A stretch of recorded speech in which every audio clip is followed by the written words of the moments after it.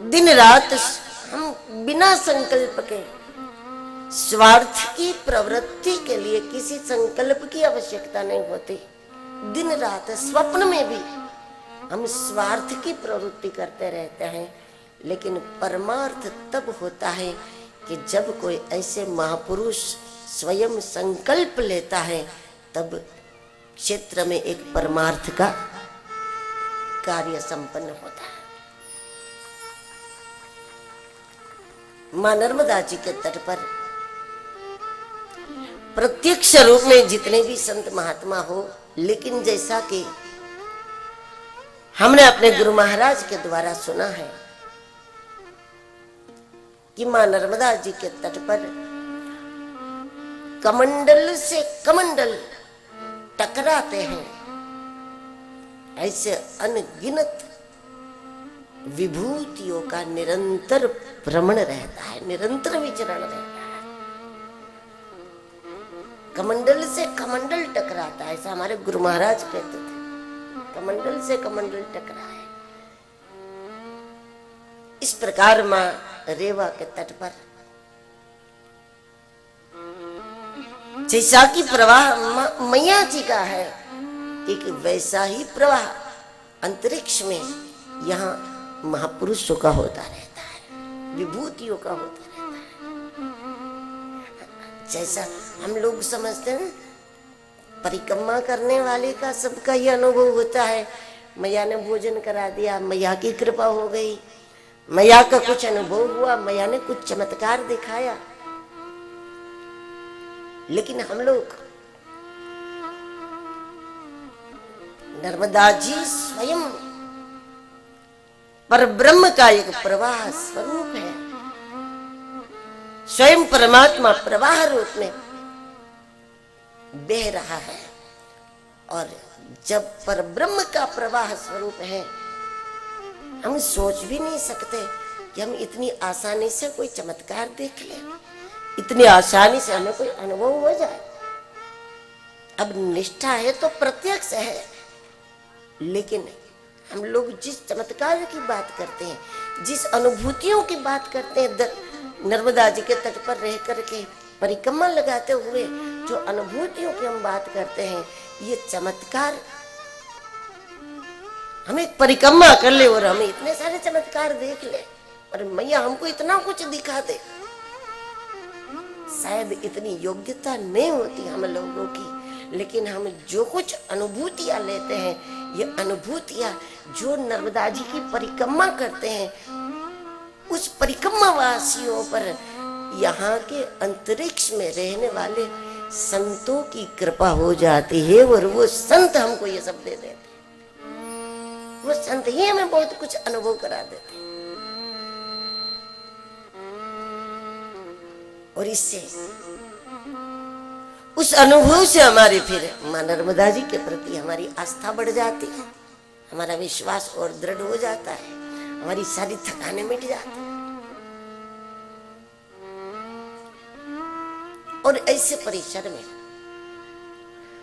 अब पूज्य मिथिला बिहारी दास जी महाराज जी ने हमको बुलाया और आयोजन किया भागवत के लिए, तो जरूर हम 8 दिन यहाँ पर प्रभु की चर्चा करेंगे।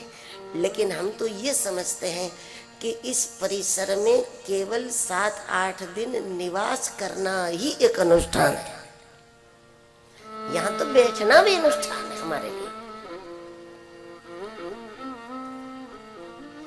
सबकी आस्था है मैया के तट पर, लेकिन हम लोगों की कुछ विशेष ही आस्था इसलिए बनी रहती है कि हम अग्नि अखाड़े से हैं, जमदग्नि पहाड़ से निकली है मां नर्मदा जी, और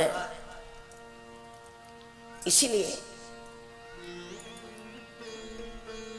जब भी अवसर मिलता है, जब भी कोई संत या कोई संस्थान हमारे पास आते हैं और जब ये बात आती है कि मां नर्मदा जी के तट पर कथा करनी है, हमने जिंदगी में कभी मना नहीं किया, क्योंकि हमारा अपना स्वार्थ है। ये हमारे अपने कल्याण की बात है। स्वार्थ मतलब अपने अपने एक विशेष लाभ की बात है। वर्ष भर 20, 22, 23 कथाएं करनी ही होती है, लेकिन जब जब मौका मैया की गोद में बैठकर कथा करने का होता है, ये हमारे लिए अपने आप में एक विशेष अवसर होता है। श्रीमद् भागवत जिसके द्वारा हमें जो ज्ञान, वैराग्य, भक्ति और विवेक इसकी उपलब्धि होती है, हो सकता है कि बिना भागवत सुने भी ज्ञान हो जाए, बिना भागवत सुने वैराग्य आ जाए, बिना भागवत सुने भी भक्ति आ जाए जीवन में, और बिना भागवत सुने भी जीवन में विवेक प्राप्त हो जाए। लेकिन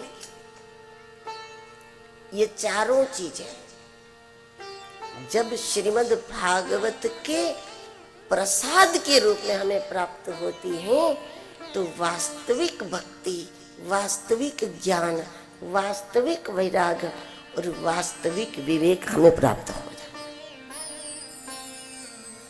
है। बिना सत्संग के भी वैराग्य आ जाता है।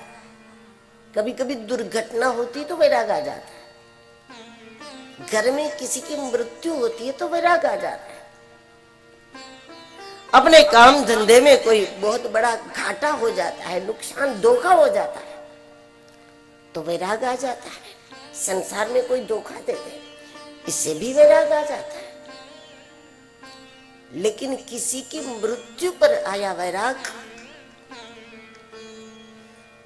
उसी घर में जब किसी का जन्म होता है, इसकी खुशी में धीरे धीरे धीरे वो वैराग्य समाप्त हो जाता है, वो टिकाऊ नहीं है। लाखों रुपए का नुकसान हुआ, किसी ने आपको धोखा दे दिया और वैराग्य आ गया कि कोई किसी का नहीं है, कोई किसी का नहीं है। लेकिन उसी व्यक्ति को लाखों के नुकसान से, धोखे से वैराग्य आया था, उसी व्यक्ति को अब करोड़ों का फिर फायदा हो जाए तो धीरे धीरे वैराग्य चला जाता है, क्योंकि घाटे से आया वैराग्य फिर मुनाफे में चला जाएगा। किसी की मृत्यु से आया वैराग्य किसी के जन्म की खुशी में नष्ट हो जाता है। लेकिन श्रीमद् भागवत के द्वारा प्राप्त वैराग्य ये शुद्ध वैराग्य होता है। दुनिया की कोई घटना उस वैराग्य को भ्रमित नहीं कर सकती, उस वैराग्य को नष्ट नहीं कर सकती। अन्यथा भागवत में ही कथा है कि वैराग्य बेहोश हो गया, ज्ञान बेहोश हो गया, लेकिन वो ज्ञान कभी बेहोश नहीं होता जो ज्ञान श्रीमद् भागवत के प्रसाद के रूप में हमें प्राप्त।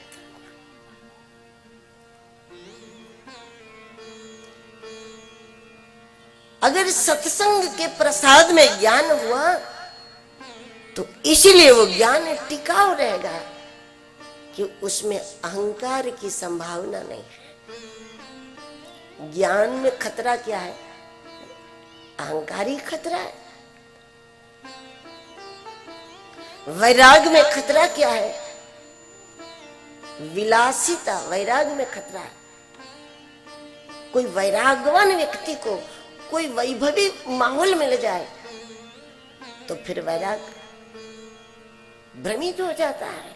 लेकिन जिसका ज्ञान श्रीमद् भागवत के सत्संग के प्रसाद के रूप में हुआ हो, जिसका ज्ञान गुरु प्रसाद के रूप में प्राप्त हो, उस ज्ञान में अहंकार की उठने की कोई गुंजाइश नहीं। ज्ञान मान जहां एक नाही, तुलसीदास लिखते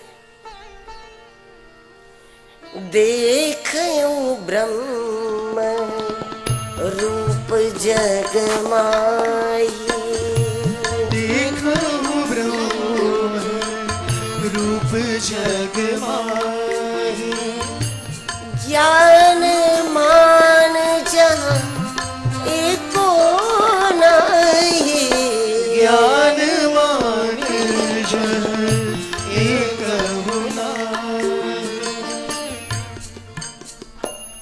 श्रीमद् भागवत जिसको ज्ञान देता है, सत्संग ज्ञान देता है, गुरुदेव की सेवा करते करते जो ज्ञान होता है, गुरुवाणी को सुनते सुनते जो ज्ञान होता है, उस ज्ञान का परिणाम है देखई ब्रह्म रूप जग माहे।